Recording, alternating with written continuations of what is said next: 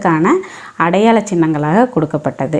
ஒரு பேரரசராக இருக்கிறவர் அந்த கம்பீரமான மலை மாதிரியான ஒரு ஆண் யானை மேலே அமைத்திருக்கக்கூடிய வெண்கொற்ற குடை நிழலில் அமர்ந்து தங்களோட ஆட்சி செய்கிறார். இந்த மாதிரி எத்தனை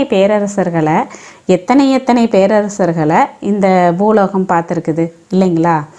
அத்தனை அரசர்களுமே இறந்து போயிட்டாங்க அப்படின்னு தான் நாம் ஒரு இகழ்வாக சொல்கிறோமே தவிர, எந்த மன்னராவது அவ்வளோ பெரிய படை வச்சுருந்தாரு, அவ்வளோ செல்வம் வச்சுருந்தாரு, இவ்வளோ பெரிய பெரிய பரப்பெல்லாம் ஆண்டார் அப்படின்னெல்லாம் இருந்தாலும், ஆனால் இறுதியாக அவங்களோட நிலை என்னாச்சு? அவங்க இந்த பூலோகத்தில் இறந்து போனாங்க அப்படின்னு சொல்லி இகழ்ச்சியாக தூற்றப்பட்டாரே தவிர, நிலையாக வாழ்ந்துட்டே இருக்கிறாரு அப்படின்னு நம்மளால் யாரையாவது சொல்ல முடியுமா?